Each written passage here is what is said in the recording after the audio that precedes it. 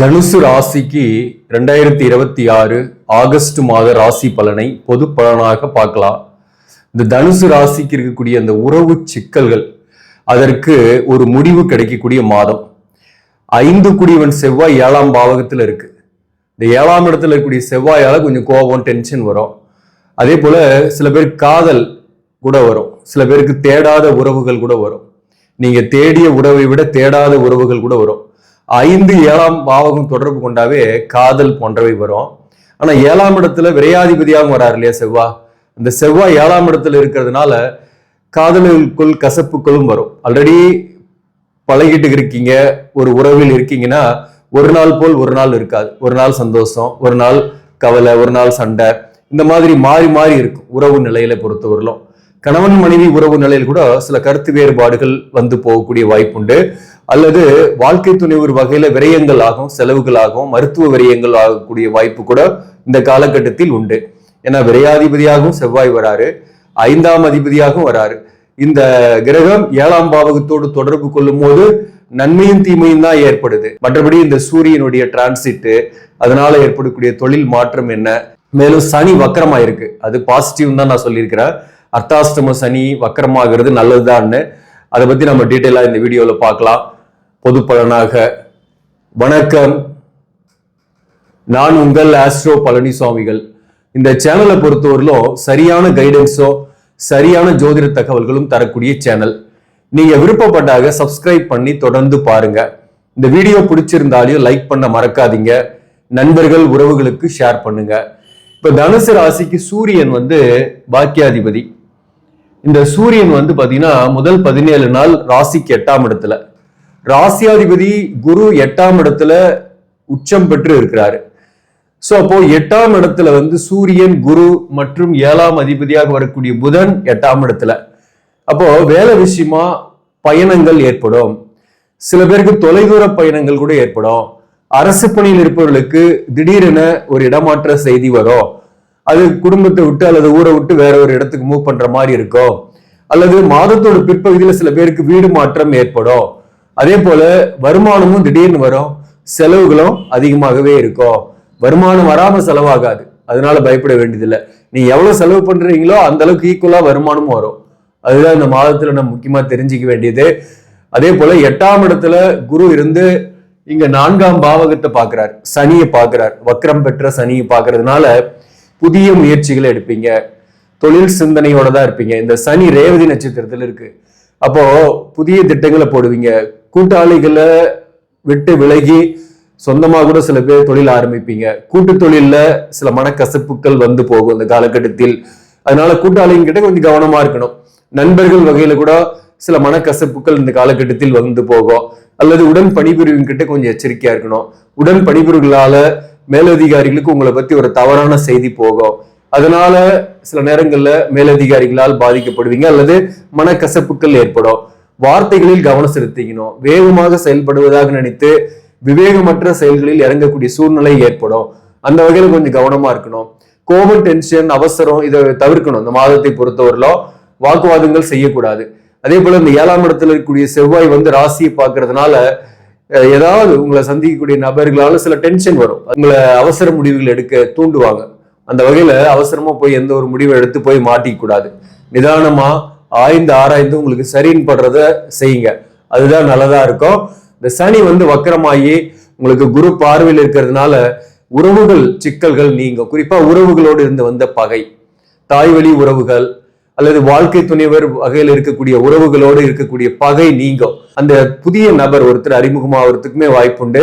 அந்த புதிய நபரால ஒரு தொழில் வாய்ப்போ அல்லது ஒரு நல்ல செய்தியோ, குடும்பத்துக்கு இப்போ வரன் பார்த்துட்டு இருக்கிறீங்க பிள்ளைக்குனாக்க அந்த புதிய நபரால ஒரு வரன் அமையிறது, ஒரு இம்ப்ரூவ்மெண்ட் ஆகுறது, வாழ்க்கையில ஒரு கைடன்ஸ் கிடைக்கிறது போன்றவை இந்த காலகட்டத்தில் சில பேருக்கு ஏற்படும். வேலைக்கு கூட சொல்லுவாங்க, அதன் மூலம் வேலை கிடைக்கிறது, இந்த மாதிரியான வாய்ப்புகள்லாம் கூட இந்த காலகட்டத்தில் இருக்கு. அது பாசிட்டிவா தான் இருக்கு. சனி வக்கரம் பெற்று 4ஆம் இடத்துல இருக்கிறதுனால உடல் நலத்தில் அடிக்கடி தொல்லைகள் இருந்து மருத்துவ செலவுகள் பண்ணிட்டு இருந்தது கொஞ்சம் குறையும். அதுதான் பாசிட்டிவான விஷயம். வருமானம் வந்தாலும் செலவு இருக்கும். அதே போல தாயாரின் உடல் நலத்திலையும் பெரிய தொல்லைகள் இல்லை. வீடு கட்டுறது அல்லது சொந்தமா வீடு வாங்குறது போன்றவை இந்த காலகட்டத்துல மாதத்தோட பிற்பகுதியில ஸ்டார்ட் பண்ணுவீங்க. ஆவணி மாசத்துல இந்த சூரியன் வந்து பாத்தீங்கன்னாக்க இங்க ஆட்சி பெற்றுறாரு, 9ஆம் பாவகத்துக்கு வந்து ஆட்சி பெறாரு. அதாவது ஆகஸ்ட் 18ஆம் தேதி சூரியன் ஆட்சி, பாக்கியாதிபதி ஆட்சி பெறும்போது பாக்கியங்கள் கைகூடும். சொத்து சேர்க்கை, சொத்து வாங்குறது, அல்லது வீடு கட்டலாம்னு நினைச்சு வீடு கட்ட ஆரம்பிக்கிறது, அல்லது நல்ல ஒரு வீட்டுக்கு குடி போறது, அல்லது புத்திரபாக்கியத்துக்காக முயற்சி பண்றீங்க, மருத்துவ ட்ரீட்மெண்ட் எடுத்துட்டு இருக்கிறீங்கன்னாக்க புத்திரபாக்கியம் கிடைக்கிறது, அல்லது சில பேருக்கு நல்ல கோர்ஸ்ல ஜாயின் பண்ணி படிக்கக்கூடிய மாணவர்களாக இருந்தாக நீ எதிர்பார்க்கிற கோர்ஸே கிடைக்கக்கூடிய வாய்ப்பு.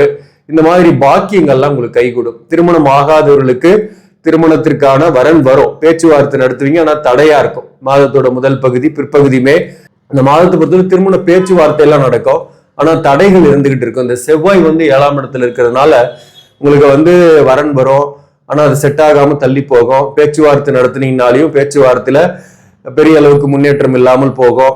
அதே போல பிரிந்திருக்கக்கூடிய கணவன் மனைவி சேரத்துக்காக முயற்சி பண்றீங்கன்னா கூட இந்த நேரத்துல சேர முடியாத ஒரு பிரிந்திருக்கக்கூடிய சூழ்நிலையே தான் ஏற்படும். அதே போல கணவன் மனைவி ஒரே வீட்டுல இருக்கீங்கன்னா கூட ஒரு அந்யோன்யம் குறைவா இருக்கும், ஆளுக்கு ஒவ்வொரு ரூம்ல இருக்கிற மாதிரி இருக்கும். தாம்பத்திய வாழ்க்கையில கொஞ்சம் மகிழ்ச்சியற்ற தன்மை இருக்கும். அதே சமயத்துல சில எதிர்ப்பாளினருடைய நட்பு, புதிய உறவு போன்றவையும் ஏற்படக்கூடிய வாய்ப்பு உண்டு. 5ஆம் அதிபதி 7ஆம் பாவகத்தில் இருக்கிறதுனால ஒரு உறவில் இருக்கிறீங்கன்னா அந்த உறவில் சில மனக்கசப்புகளும் இருந்துகிட்டே இருக்கும்.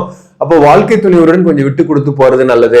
அதே போல வேலை பார்க்கக்கூடிய இடத்துல கூட சில பேருக்குலாம் டைம் அதிகமா ஸ்பெண்ட் பண்ற மாதிரி இருக்கும், குடும்பத்தோட டைம் ஸ்பெண்ட் பண்றது குறைவா இருக்கும். அதாவது வேலை பார்க்கக்கூடிய இடத்துல பொறுப்புகள் உங்களுக்கு கூடுதலாக கிடைக்கும், அந்த பொறுப்புகளால வேலை பார்க்கக்கூடிய இடத்துல இருக்கிற மாதிரி இருக்கும். அந்த வகையிலையும் கணவன் மனைவிக்குள்ள ஒரு இடைவெளி இந்த காலகட்டத்தில் இருக்கும். இந்த 7ஆம் இடத்துல செவ்வாய் இருந்தாவே வாழ்க்கை துணைவருடன் கொஞ்சம் இடைவெளியை ஏற்படுத்தும். அதே போல திருமண பேச்சுக்கள்லயும் இடையூறுகள், தடைகள் போன்றவையெல்லாம் ஏற்பட்டுட்டு தான் இருக்கும் இந்த காலகட்டத்தை பொறுத்தவரையிலும். ஸோ அப்போ இந்த விஷயத்துல கொஞ்சம் போஸ்ட்போன் பண்றது நல்லது.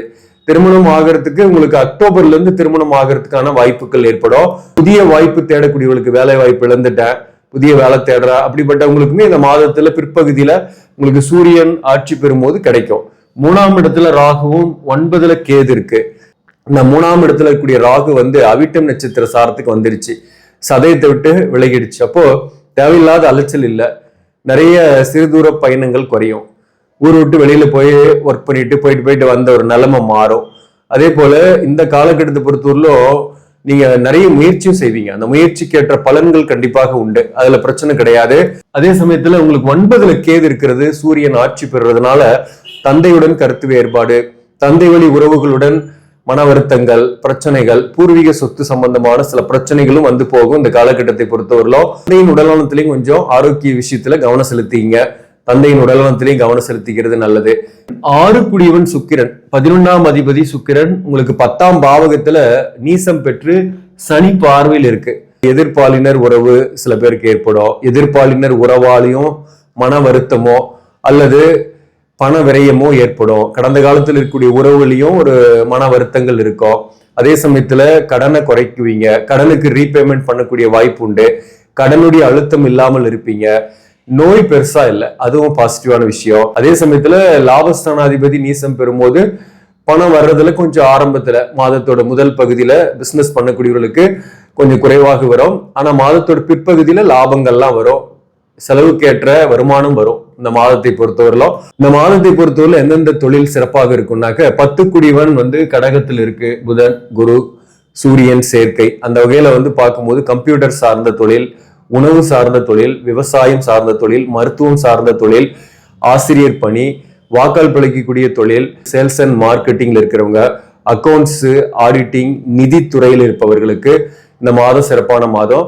என்ஜினியரிங் சார்ந்த துறையில் இருப்பவர்களுக்குமே முன்னேற்றங்கள் உண்டு. இந்த காலகட்டத்தை பொறுத்தவரையிலும் புதிய வாய்ப்புகள்லாம் தேடுறீங்கன்னா புதிய வாய்ப்பு கிடைக்கும், முயற்சி பண்ணுங்க, வேலை வாய்ப்பு கிடைக்கும். உங்களுக்கு மாதத்தோட முதற் பகுதியில் இன்டர்வியூ அட்டன் பண்றீங்கன்னா கூட மாதத்தோட பிற்பகுதியில் அது கிடைச்சிரும்.